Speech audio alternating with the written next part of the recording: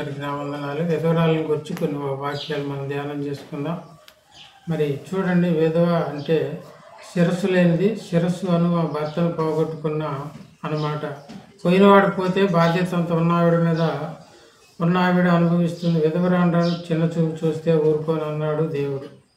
వారి పక్షాన్ని నిలిచింది పిఎం కాదు, సీఎం కాదు, పిఎం అంటే యూనివర్సిటీ మినిస్టర్, విశ్వాసాధిపతి. విశ్వాసానికి సారేపాతు చూడండి, సారేపాతు విధవరాలను దేవుడు పోషించాడు. నయాను విధవరాలు చూడండి, ఒక కొడుకును కొనిపోయి ఆ తండ్రి ఇంటికి వంశాపురం ఒక్కడే, తల్లికి ఒక్కడే, భూతాల స్వర్గం, అందాల దీవి, చెక్కిన శిల్పం లాంటి తల్లి వాడిని చూసుకుంటూ మురిసిపోతూ ఆనందిస్తూ ఉన్నది. నా ప్రియమైన దేవుని బిడ్డలారా, విధవరాలంటే గోజాడిన విధవరాలు ఉంది. ఏ విధవరాలు? లోకా సువార్త 18:1-2 చూస్తే గోజాడిన విధవరాలు, నాకును నా ప్రతివాదికి న్యాయం తీర్చమని న్యాయాధిపతిని, పరమ మూర్ఖుడు ఆ న్యాయాధిపతి విసుగులేని విజ్ఞాపన ఆ మూర్ఖుడి లొంగదీసిన మనము దివారాత్రులు గోజాడి ప్రభా మన మనవి వింటాడా వినడా? అందుకని తనకు మొరపెట్టి వారందరికీ, తనకు నిజముగా మొరపెట్టి వారందరికీ యెహోవా సమీపముగా ఉన్నాడు. ఈ యెదవరాలు చూడని బుద్ధిబలం తప్ప జ్ఞానబలం, కండబలం, జనబలం లేనిది. అయితే గోజాడినప్పుడు, విజ్ఞాపన చేసినప్పుడు, ప్రార్థన చేసినప్పుడు దేవుడు ఆమె మొర విన్నాడు. విని చూడండి, దేవుడంటే మనుషులంటే లెక్కలేదు, దేవుడన్న లెక్కలేని వ్యక్తి చూడండి, ఈమె మాటికి వచ్చి గోజాడుకున్నట్లు ఆమెకు త్వరగా న్యాయం తీర్చిన తనలో తాను అనుకున్నాడు.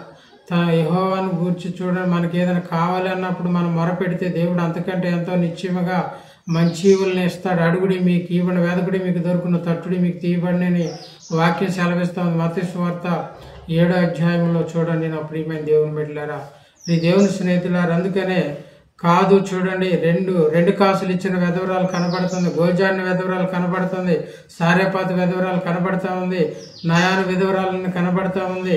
విధవరాలు కాదు చూడండి. నా ప్రియమైన దేవుని బిడ్డలారా, చాలామంది చూడండి ఆమె దగ్గరకు వచ్చి 2 కాసులు, వాటికి తోడు ఇంకో 2 దొరికితే బాగుంది అనుకునేవారు ఎవరైనా చాలామంది ఉంటారు. కానీ ఈ విధవరాలు అయితే 2 కాసులు దేవునికి ఇచ్చింది.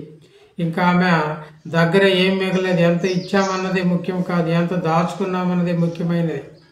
అన్నాను విధవరాలున్న భర్తతో సంసారము 7 ఏళ్ళు కాపురం చేసింది, 7 ఏళ్ళు సహజీవనం చేసింది.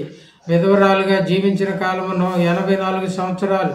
ఈమె పెళ్లి నాటికి బహుశా 15 సంవత్సరాల వయసు ఉంటే మొత్తం ఈమె వయసు 106 సంవత్సరాలు అనుకోవచ్చు. భర్త పోయాక ఏడుస్తూ కూర్చోలేదు, దేవాలయంలో ఎడతెక ఉపవాస ప్రార్థనలు చేసింది. ముసలమ్మ ముచ్చట్లకు చోటు లేదు ఆమెలో.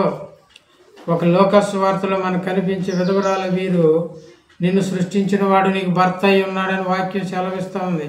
యెషయా గ్రంథం 54:5 ఆయన విశ్వాసంతో బ్రతికిన వాళ్ళు అన్నమాట. ప్రియ తల్లి, పోయిన వారిని గురించి ఏడవక, నిరంతరం నీ చేతనైన నుండి నడిపిస్తూ, ఆలస్యమైన చెప్పు చూడండి, ఆలస్యం గోజాడకుండా, దిగులు పడకుండా, చింతపడకుండా నిర్భయంగా దేవుని సన్నిధిలో గడిపినట్లుగా చూస్తా ఉన్న ఎదవరాలు. నా ప్రియమైన దేవుని బిడ్డలారా, దేవుని స్నేహితులారా, చూడండి, పరిశీలన చేసే వారిగా ఉందాం.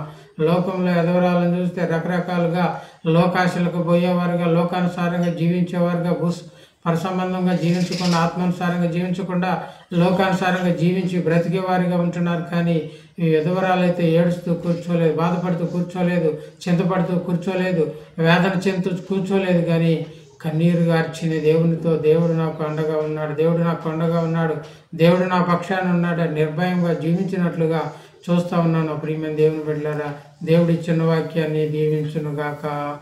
ఆమేన్.